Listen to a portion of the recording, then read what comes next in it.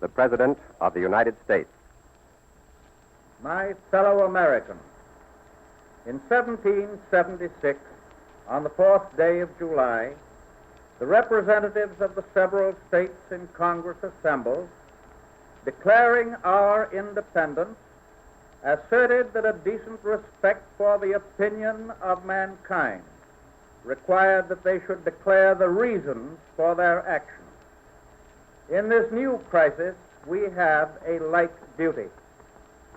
In 1776, we waged war in behalf of the great principle that government should derive its just powers from the consent of the governed.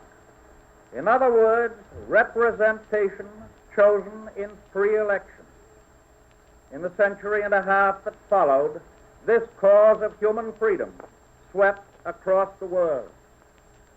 But now, in our generation, in the past few years, a new resistance in the form of several new practices of tyranny has been making such headway that the fundamentals of 1776 are being struck down abroad, and definitely they are threatened here. It is indeed a fallacy based on no logic at all for any American to suggest that the rule of force can defeat human freedom in all the other parts of the world and permit it to survive in the United States alone.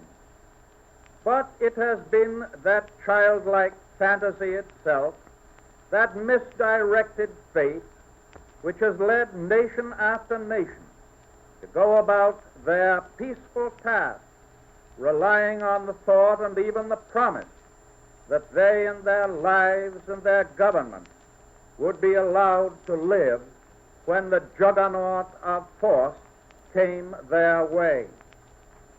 It is simple. I could almost say simple-minded for us Americans to wave the flag, to reassert our belief in the cause of freedom, and to let it go at that. Yet, all of us who lie awake at night, all of us who study and study again, know full well that in these days we cannot save freedom with pitchforks and muskets alone after a dictator combination has gained control of the rest of the world.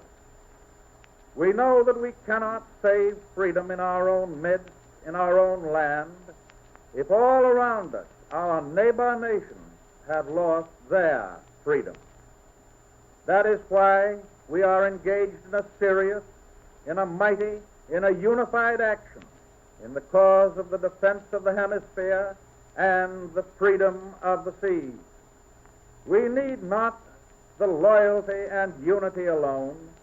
We need speed and efficiency and toil, and an end to backbiting, an end to the sabotage that runs far deeper than the blowing up of munition plants. I tell the American people solemnly that the United States will never survive as a happy and fertile oasis of liberty surrounded by a cruel desert of dictatorship.